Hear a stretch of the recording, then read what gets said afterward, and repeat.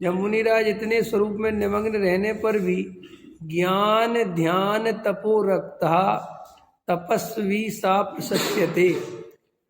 आज से 2000 वर्ष पहले है, 317वीं शताब्दी, 1700 वर्ष पहले, तीसरी सदी में हुए ना समंत भद्राचार्य, तो रत्नकंड श्रावकाचार्य में श्लोक है कि कैसे होते हैं मुनिराज। तो मुनिराज जो है ज्ञान ध्यान तपो रखता, अपने ज्ञान में और ध्यान में मुनिराज दो ही काम करते हैं, या तो अपने स्वरूप में मग्न रहते हैं और या अपने स्वरूप में जब मग्न नहीं रह पाते तो बाहर में ज्ञान माने स्वाध्याय आदि करते हैं। तो अपन तो मुनिराज से बहुत नीचे की अवस्था में, अपन के तो राग देश बहुत हैं और अपन को इन राग देशों से बचना है, कसायों से बचना है, इनसे कोशिश करना है कि भाई कम से कम कसाय भाव हो, तो ऐसे निमित्तों से दूर रहो, ठीक है ना। तो क्या कहते हैं टोडरमल जी साहब कि अध्ययन आदि करते हैं तो क्या होता है, वहाँ करणान योग का अभ्यास हो तो उपयोग इधर उधर नहीं जाता। अब आप मान के चलो दिन भर फ्री हो, आपके पास टाइम है, जैसे अब आप ही लोग हो यहाँ स्वाध्याय में, मान के चलो आपकी पूजन हो गई 8-10 पे और आपके पास 10 मिनट है, तो 10 मिनट क्या करते, गप्पे मारने लगते हो। गप्पे मारते हो कि नहीं मारते? तो गप्पे मारने से क्या हुआ, कसाय हुई, पाप बंद हुआ, अनादर हुआ जिन मंदिर का। फिर दूसरी बात, गप्पों गप्पों में ऐसी बात हो गई कि बुरा लग गया किसी को, फिर उससे कसाय हो गई। समझ में आया कि नहीं? अब वो देखो कहाँ से कहाँ पहुँच गया। तो एक गलती से फिर कितनी गलतियाँ होती हैं। तो टोडरमल साहब यही समझा रहे हैं कि भाई तुम पे जो समय रहता है तुम उसमें करणान योग आदि ग्रंथों का अध्ययन करो। क्यों क्यों करो? क्योंकि उसमें उपयोग जो है सूक्ष्म हो जाता है, उसमें चर्चा सूक्ष्म होती है हल में। तो अपन को जो बहुत सारे लोग हैं मंदिर आदि में गप मारते हैं, टाइम पास करते हैं, ऊपर बैठे बैठे गप, पूजन में ही उनका मन नहीं लगता, तो बहुत पाप लगता है अपने को। माने अपन को इसलिए बहुत पाप लगता है कि अपन जिनेंद्र देव को कुछ नहीं समझते। अपन वास्तव में उस प्रतिमा के साथ हमारा जो व्यवहार है वो ऐसा होना चाहिए कि वो साक्षात समूसरण में भगवान बैठे हो जैसे, ऐसा। उसे अगर तुम प्रतिमा ही समझते हो, पत्थर ही समझते हो, तो फिर उसके दर्शन करने आते ही क्यों? फिर फायदा ही क्या उसका दर्शन करने का? नहीं समझे?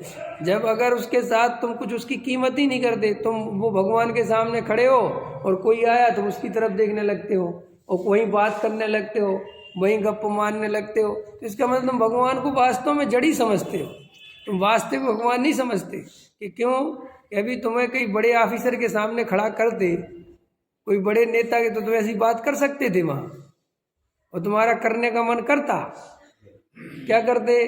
चुपचाप शांत होकर खड़े रहते। तो इसका मतलब ये है कि तुम ऊपर ऊपर से भगवान बोलते हो, अंदर से उन्हें भगवान मानते नहीं। अगर अंदर से भगवान मानते तो उनके साथ ऐसा व्यवहार संभव ही नहीं है।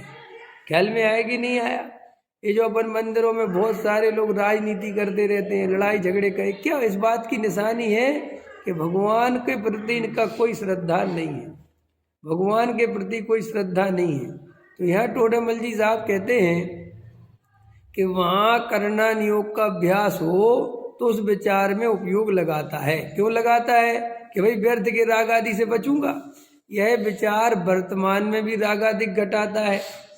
अपन स्वाध्याय में बैठ गए, अपन पढ़ने लगे, तो अपन के दर के विकल्प अपने आप शांत हो जाते हैं और आगामी राग आदि घटाने का कारण है, इसलिए वहाँ उपयोग लगाना।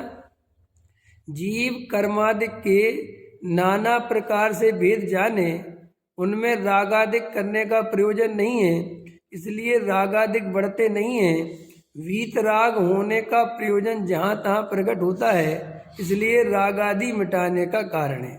अब यहाँ क्या कहते, जैसे कर्मादि के भेद हैं, ज्ञानावर्णादि, दर्शनावर्णी, मोहनीय, अंतराय, वेदनीय, आयु, नाम, गोत्र, ये अपन ने समझे।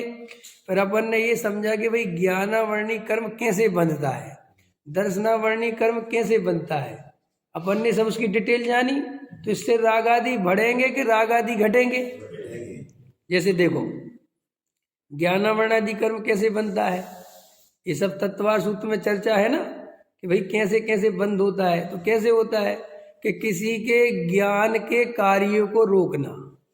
जैसे कहीं स्वाध्याय चल रहा है और तुमने स्वाध्याय में विघ्न कर दिया तो तुम्हें गारंटी से तीव्र ज्ञानावरणी कर्म का बंध होगा। समझ में? और ज्ञानावरणी कर्म का बंध समझते हो इसका मतलब क्या होता है? ज्ञानावरणी कर्म का बंध का मतलब ये है कि तुम यहाँ बैठे हो और तुम्हें समझ में नहीं आता है, तुम्हारी बुद्धि नहीं चलती है, तो वो इस बात की निशानी है कि तुमने पिछले जन्मों में या कहीं पर भी कहीं ना कहीं किसी ज्ञान के आवरण पे आवरण डाला है, किसी को ज्ञान करने से रोका, इसलिए तुम्हें इस समय क्षय उपशम नहीं मिला बिल्कुल भी। इसलिए कभी भी स्वाध्याय में अपने निमित्त से बाधा पड़े, खलल पड़े, पंडित जी डिस्टर्ब हो, सभा डिस्टर्ब हो, ऐसे काम करने से तीव्र ज्ञानावरण कर्म का बंध होता है। अब ये तुम अगर नॉलेज होगा तो तुम्हारे अंदर सावधानी आएगी ना। ये कह रहे टोडामल जी कि भाई ऐसे अपने को सब कर्मों की फिलॉसफी समझनी चाहिए। समझ में आया? मायाचारी करने से कैसे बंद होता है, जैसे साता साता वेदनी कर्म का बंद कैसे होता है, दर्शनावरणी का कैसे बंद होता है कि कोई जिनेंद्र देव के दर्शन कर रहा हो, तुम आगे आगे खड़े हो गए, उसको डिस्टर्ब हो गया एकदम, तुम पीछे खड़ा है वो और तुम एकदम उसके आगे खड़े हो जाओगे तो उसको डिस्टर्ब हो नहीं होना है, तुरंत दर्शनावरणी कर्म का बंद होता है। और कर्म में आधा सेकंड नहीं लगता बंधन होने में। ये सब अपने को सावधानी होनी ही चाहिए। अगर अपन के अंदर सावधानी नहीं है तो अपन इसका मतलब ये तत्व अभ्यास अधूरा कर रहे हैं। ख्याल में आया? ऐसे मोहनीय कर्म का आर्तरोध ध्यान करने से, विपरीत कुगुरु कुदेव कुशास्त्र को पूजने से, उनकी अनुमोदना करने से, उनकी प्रशंसा करने से तीव्र दर्शन मोह का बंध होता है। ख्याल में है ना? ऐसे सब कर्मों के भेद प्रभेद अपन को जानना चाहिए। ठीक है?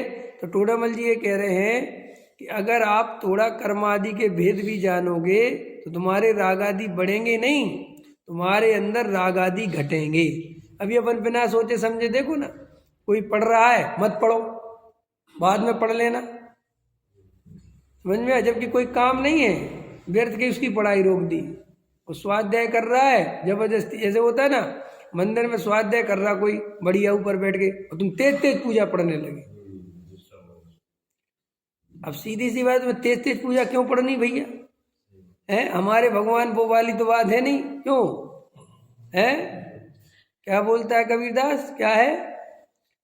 चूना माटी मस्जिद से क्या मस्जिद दी बनाए, कंकड़ पत्थर जोड़ के मस्जिद दी बनाए है। और क्या तेरा अल्लाह बोरा हुआ जो तू इतना जोर जोर चिल्ला है?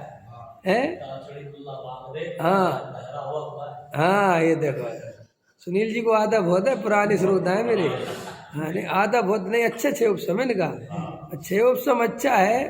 थोड़ा सा इधर सही व्यवस्थित लगे ना तो बहुत बढ़िया काम। हाँ नहीं नहीं, क्या होता है कि बातों में आ जाते हैं।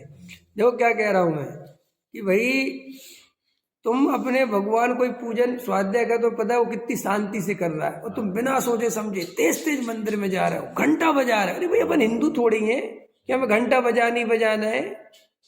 हमारे मंदिर में ऐसे नहीं है अपनी परंपरा कि अपन जाए और 20 आदमी पूजा करो तुम घंटा बजा रहे, ऐसे है ही नहीं अपने यहाँ। ये बिल्कुल कुछ नहीं है, सब अपन ने वहां से लिया। हमारे यहाँ काहे का घंटा बजाना भैया? नहीं समझ में आ गया? नहीं साहब, उससे जो है पॉजिटिव वो किरणें वेव्स निकलती है, छोड़ो निकलती होंगी, हमें कोई इलाज नहीं करना है।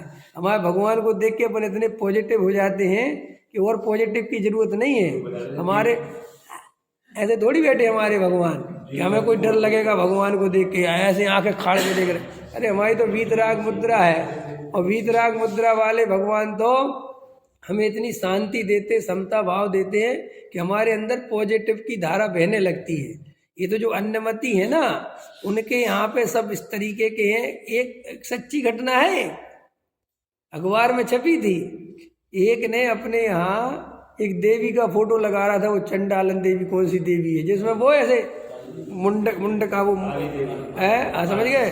उसमें वो राक्षसों के हैं, हाँ, और ऐसे हाथ और काली और एकदम और जीभ निकली हुई। उसने बहुत बड़ा फोटो लगा भाई साहब। एक दिन वो सुबह 4 बजे उठा और उसकी उस पर नजर पड़ी, वो इतना घबरा गया कि वो मर गया। डर गया उसमें था अखबार में, इतना भयभीत हो गया वो। तो हमारे ऐसे देवी देवताओं को तो हम पूछते नहीं कि हमें पॉजिटिव वेव की कोई हिम्मत की जरूरत हो। अरे हमारे भगवान तो भैया बहुत गजब की समता भाव वीतरागी, यही तो अरे अपनी अभी कहीं आया है अखबार में, पीछे भी कोई गुरुदेव साहब पता नहीं कहाँ है शायद, अपने जो प्रतिमा है ना वीतरागी मुद्रा दिगंबर, सबसे नंबर 1 की इसको मुद्रा को अवार्ड मिला कि इससे बढ़िया मुद्रा विश्व में नहीं है। आपको ऐसा है कि पूरे विश्व में सर्वोत्कृष्ट जो जिन प्रतिमा है उसका रूप है वो, हाँ जिन प्रतिमा का स्वरूप है, प्रतिमाएं उनको तो देख के बच्चे डर जाते हैं। हाँ बोलो समझ में आया। ऐसी अपनी जिन मुद्रा है। तो अब अपन विचार करें कि भाई मंदिर में जा रहे 50 आदमी 20 आदमी 30 आदमी या 2 आदमी बैठे, तो तुम जोर से घंटा बजाते हो। जीव जंतु तो जो है वो सबसे बड़ा तो संगी पंचेंद्री, उसका डिस्टर्ब हो गया तुम्हारे घंटे बजाने। मान चलो बहुत अच्छा मन लग रहा था, या कोई समझ लो अपने शुद्ध उपयोग में ही जाने वाला था, बिल्कुल आत्मानुभव के बिल्कुल उसमें जा ही रहा था, तुमने एकदम तेज बजा दिया, वो एकदम बाहर आ गया उपयोग। बहुत एक एक सावधानी रखना।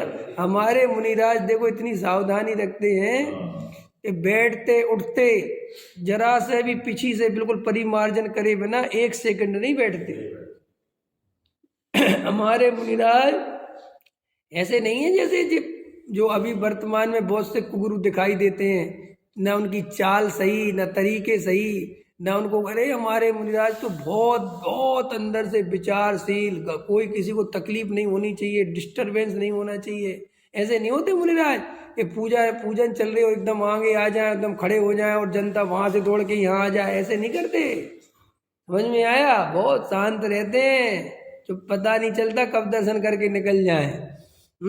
और बहुत भीड़ देखे तो जा भी नहीं, वो फिर ऐसी जगह जाते हैं, क्योंकि उनको कोई बंधन थोड़ी है कि वे करेंगे ही करेंगे, उन्हें तो कुछ भी नहीं। समझ में आया? तो अपने निमित्त से मंदिर आदि के कार्यों में अपन को सावधानी होनी चाहिए। इससे जोर से जय बोलना। अब तुम्हारी तो पूजा हो गई, अब अभी कोई दूसरा आया है, अब वो पूजन करने बैठा है और तुम एकदम तेज जय बोलते हो तो देखो डिस्टर्ब होता है। तो फिर जय बोले कि नहीं बोले, भाई उतनी अपन कोई वो थोड़ी चिल्लाने की जरूरत है कि हमारे भगवान को सुनाई नहीं देता। जनेन्द्र देव की जय, महावीर भगवान की जय, आदिनाथ भगवान की जय, हो गई जय। चिल्लाने की क्या जरूरत है वहाँ जोर जोर से? ऐसे अपन को हर चीज का ध्यान रखना, छोटा छोटा बिल्कुल कार्यों में सावधानी विवेक चाहिए। आपको अपन सोचते ना इतना सारा कर्म बंधन कहाँ से होता है? इन्हीं कार्यों से कर्म बंधन निरंतर होता रहता है जीव को।